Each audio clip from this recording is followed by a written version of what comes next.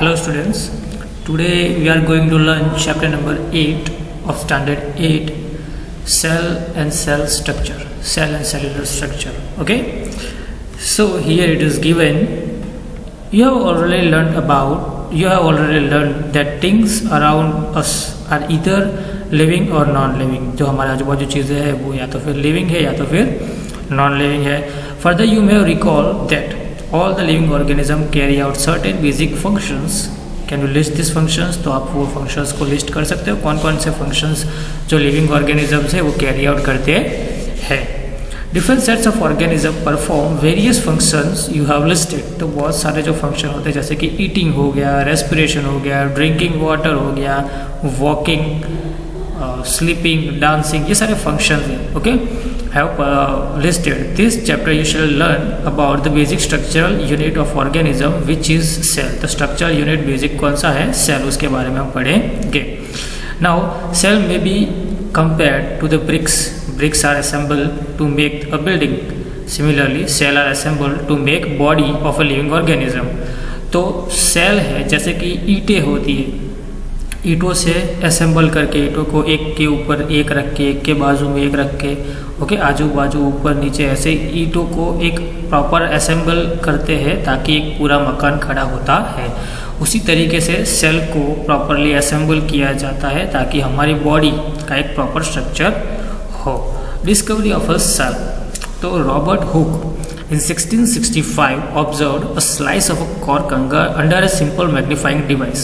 तो simple magnifying device जो होता है उसके अंदर उन्होंने देखा cork, okay, cork bottle cork आता है जो, ओके, नॉर्मली जो वेस्टर्न कंट्री से उसके अंदर वाइन की बॉटल्स होती है उसके अंदर ये जो होता है ये कॉर्क फिट होता है, ओके, वुडन कॉर्क होता है स्पेशली. तो उन्होंने देखा cork is a part of a bark of a tree. तो एक पेड़ होता है जो उसकी बार्क होती है, उसका छिलका होता है जो उससे बनता है, ओके, मोटा सा होता है.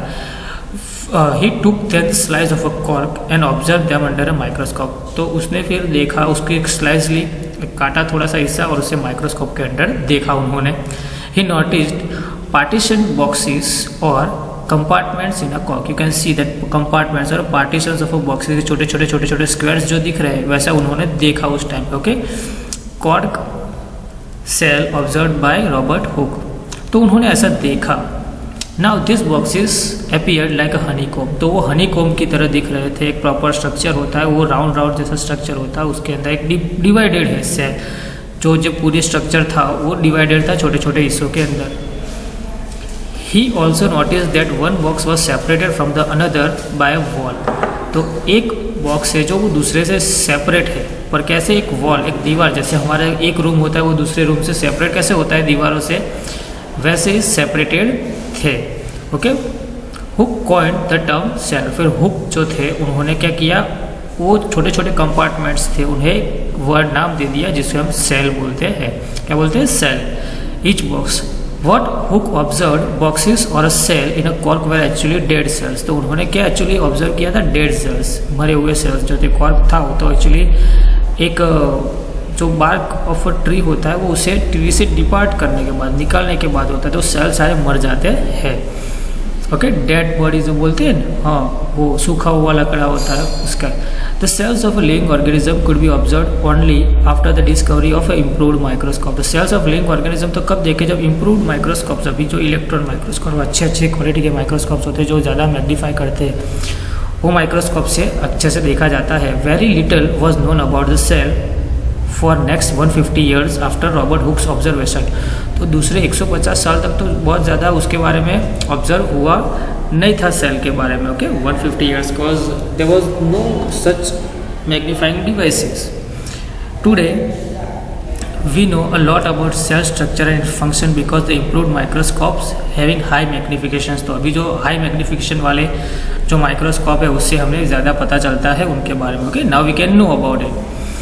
तो 8.2 the cell, both bricks and building, bricks in a building and a cell in a living organisms are basic structural unit. तो जो ईंटें हैं जो दीवार बनाने के लिए यूज़ होती है, जो बिल्डिंग बनाने में, वो और सेल बेसिक यूनिट है पूरे स्ट्रक्चर के. पूरा स्ट्रक्चर जैसे कि पूरे मकान का बेसिक यूनिट क्या है? ईंट. और ईंट से ही पूरा मकान बनता है, वैसे ही हमारी बॉडी है एक प्रॉपर स्ट्रक्चर है, तो उसका बेसिक यूनिट क्या है? सेल। इसीलिए हम बोलते हैं cell is a structural unit of a body.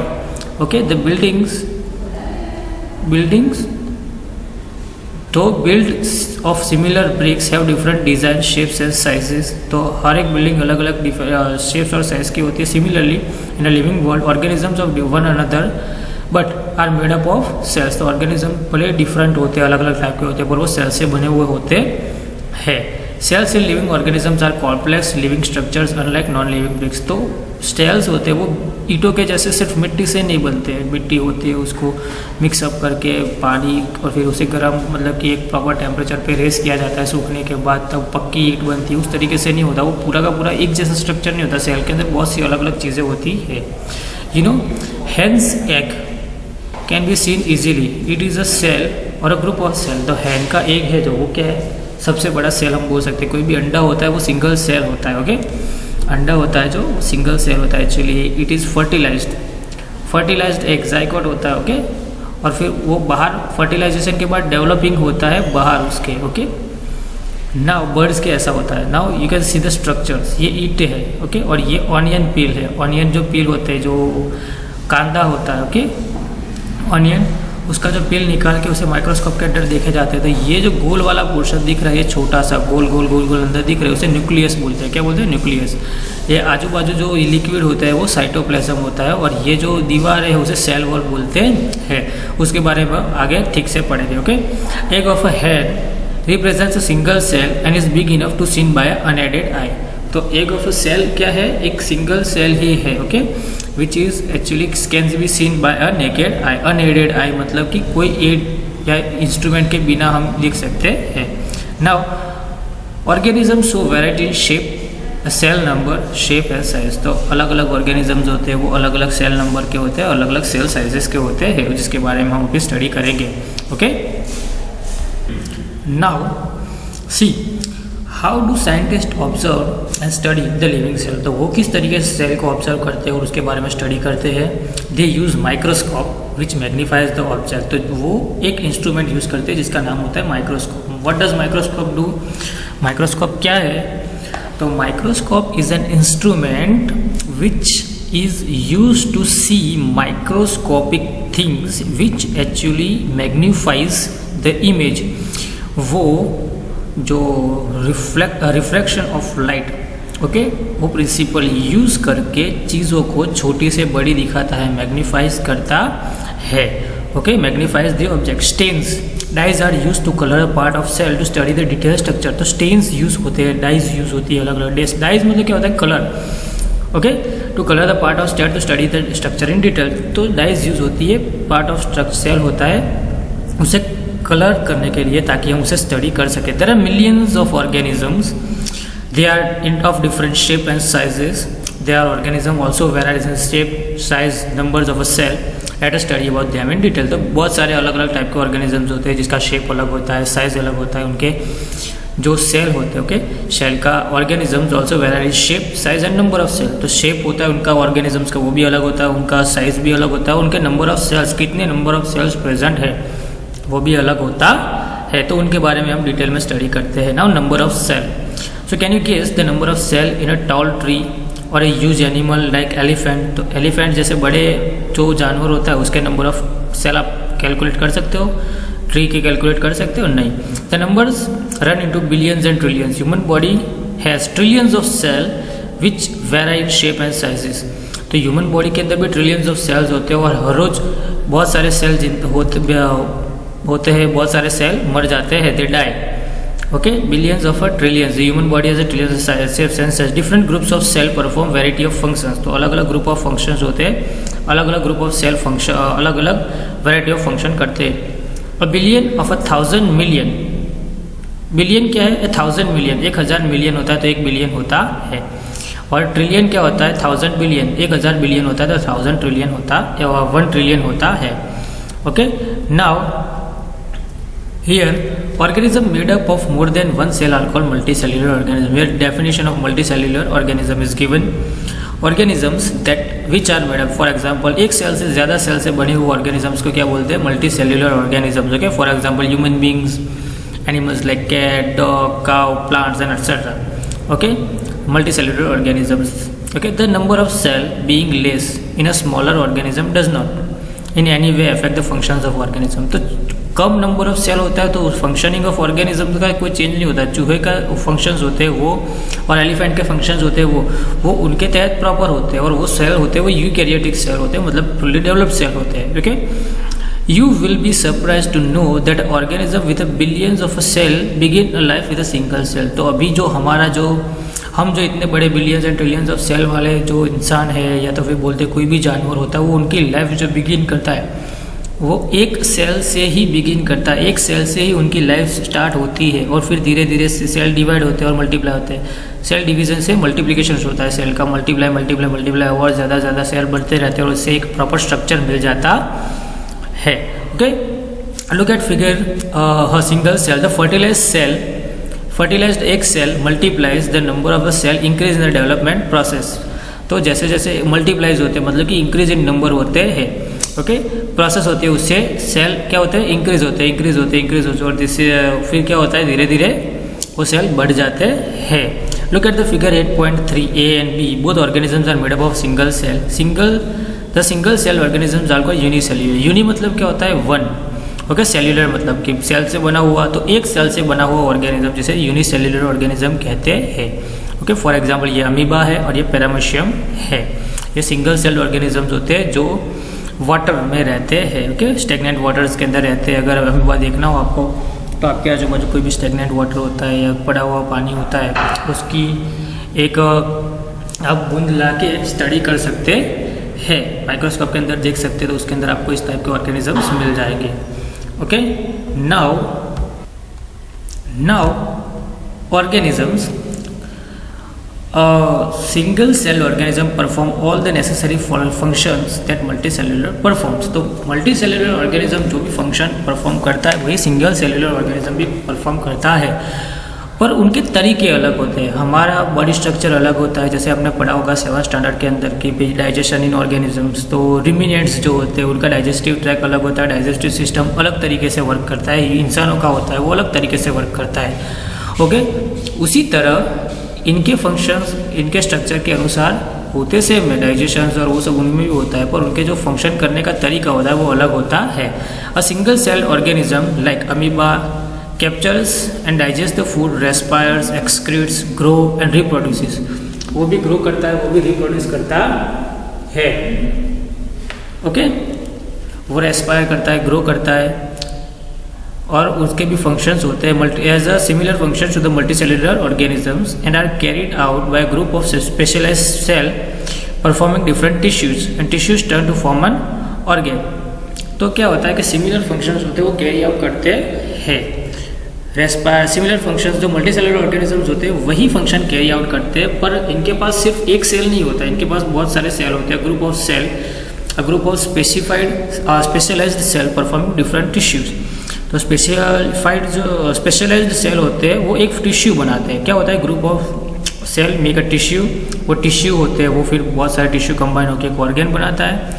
Organs होते हैं वो कंबाइन होकर एक ऑर्गेन सिस्टम बनाते हैं, और ऑर्गेन सिस्टम्स कंबाइन होकर पूरी बॉडी बनाते हैं. Now activity, a teacher may show a permanent slide of amoeba and paramecium under a microscope. Alternatively, so a teacher can collect a pond water and show these organisms by preparing a cell. So I can show you by preparing shade, but problem is that you are not present over here, so you can go with the images of amoeba and paramecium given in your textbook. Okay, now shape of a cell. Now let us know about the shape of a cell. So now let us study about the shape of cell. So refer to figure 8.3a. How do you define the shape of amoeba? Amoeba का shape क्या है? In a figure, you may say that the shape of amoeba appears irregular. तो amoeba का shape है वो तो irregular है, कैसे भी अनातिरिचा उसका shape है. In fact, amoeba has no definite shape, unlike other organisms. तो amoeba का कोई definite shape होता नहीं है. It keeps on changing its shape. तो वो अपना shape change करके आगे आगे बढ़ता है. It keeps on changing the shape. Observe the projections and verify the length of protruding out of its body. These are called pseudopodias. Okay. Pseudopodia, pseudo मतलब क्या होता है फॉल्स, और पोडिया मतलब कि फीट। तो मैं आपको अमीबा दिखाता हूँ, 1 minute. You can C amoeba. तो ये जो है ये पोर्शंस और ये पोर्शंस जो प्रोजेक्शन आउट बाहर निकल रहे हैं, ओके, उसे क्या बोलेंगे हम, सूडोपोडिया बोलते हैं। मतलब कि फॉल्स फीट, उसके नकली पैर होते हैं और नकली पैर के जगह पे उसका यूज करते हैं और वो आगे बढ़ता है। As we learned in class 7, the projection of amoeba appear and disappear as amoeba moves and feeds। तो जैसे जैसे अमीबा खाता है या चलता है तो उसके प्रोजेक्शंस होते हैं वो आगे बढ़ते हैं और कम होते रहते हैं।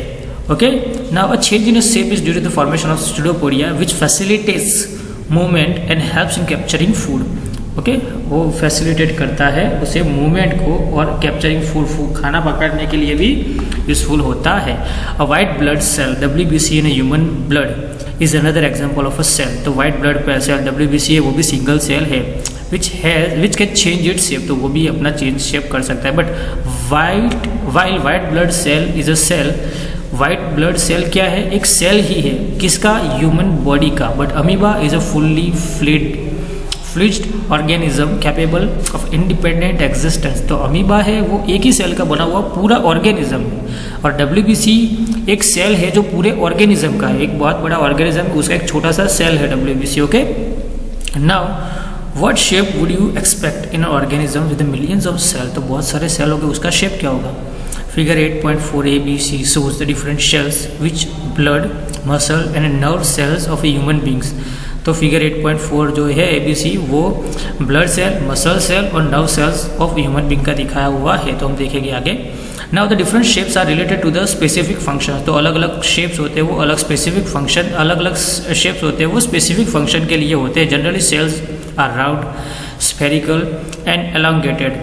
तो गोल होते हैं, स्पेरिकल मतलब बॉल शेप्ड होते हैं, एलोंगेटेड मतलब लंबे लंबे होते हैं। Okay, some cells are long and pointed at both ends. तो कुछ सेल्स होते हैं लंबे होते हैं और एंड्स पे पॉइंटेड होते हैं। The cells sometimes are quite long. तो कभी कभी they are exhibit in spindle shape, तो कभी कभी स्पिंडल शेप में होते हैं।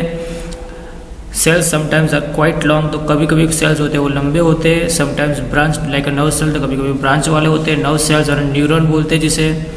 The nerve cell receives and transfers the message. Nerve cell क्या करता है, रिसीव करता है मैसेज और मैसेज ट्रांसफर करता है, thereby helping a control and coordinate of functions of a body. तो नर्व सेल क्या होता है, दिमाग उसे देता है मैसेज कि भाई हाथ ऊपर करो, तो फिर नर्व सेल होगा वो हाथ तक मैसेज पहुंचाएगा कि उसे ऊपर होना है और फिर हाथ ऊपर होगा। ओके, किसी चीज़ को पकड़ना होगा तो दिमाग उसे मैसेज पहुंचाएगा कि भाई ये चीज़ पकड़ो, तो नर्व सेल से ये मैसेज जाएगा हाथ तक और फिर वो चीज़ को पकड़ेगा। ओके, ऐसे coordinate the working of different parts of body. Nerve cells receive and transform thereby helping control and coordinate of working of different parts of body. Okay, so you can see over here A, B and C. Now this is a spherical shape. B, this is spindle shaped.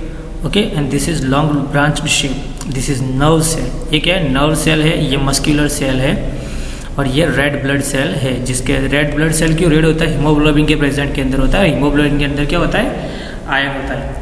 Can you guess which part of a body gives its shape. तो body को shape कौन सा part देता है, components of a shapes are enclosed in a membrane. तो components of a cell, तो cell के components होते हैं वो एक मेम्ब्रेन के अंदर, एक छोटी सी हल्की सी पतली सी दीवार जैसा स्ट्रक्चर होता है, उसे मेम्ब्रेन बोलते हैं। Okay, this membrane provides the shape of a cell. तो वो मेम्ब्रेन होता है वो सेल को अपना शेप प्रोवाइड करती है।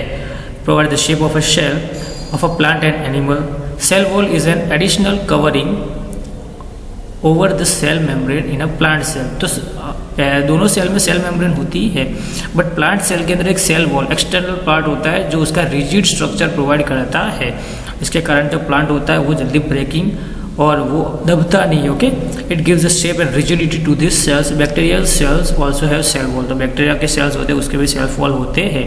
Size of a cell wall, तो size of a cell in a living organisms may be as small as a millionth of a metre. तो मिलियंस 1 माइक्रोमीटर जिसे बोलते हैं, माइक्रोन बोलते हैं, उतना छोटा होता है। और may be large as a few centimetres, तो कभी कभी फ्यू सेंटीमीटर्स का भी होता है। However, most of the cells are microscopic in size and are not visible by unaided eye. तो मोस्ट ऑफ द सेल्स होते हैं वो माइक्रोस्कोपिक होते हैं और उसे हम देख सकते नहीं है बिना किसी इंस्ट्रूमेंट के.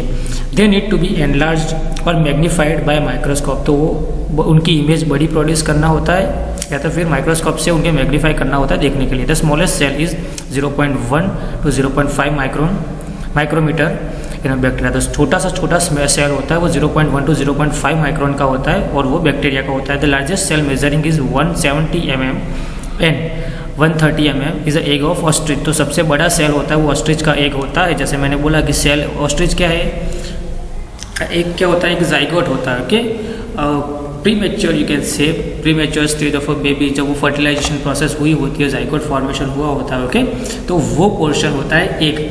अब यहाँ पे एक बोला हुआ है आपको एक्टिविटी करने के लिए. Boil a hen's egg, remove all the shell, do you observe white material surrounds the yellow part. White material is a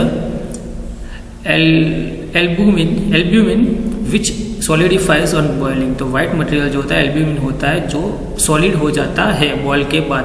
and the yellow portion is yolk. ये एक वाइट होता है और एक यॉक होता है. जो वो येलो पोर्शन होता है वो एक यॉक होता है. It is a part of a single cell. एक यॉक होता है वो सिंगल सेल का पार्ट होता है. Can you observe a single cell without any magnifying device. You can observe. तो आप इस सिंगल सेल को मैग्नीफाइंग डिवाइसेस के बिना भी देख सकते हैं. Are the cells in elephant larger than the cell of rat. तो एलिफेंट के अंदर जो सेल होते हैं वो बड़ी साइज से होते हैं, रैट के अंदर जो सेल होते हैं उससे. तो the size of a cell has no relation with the size of a body of a animal.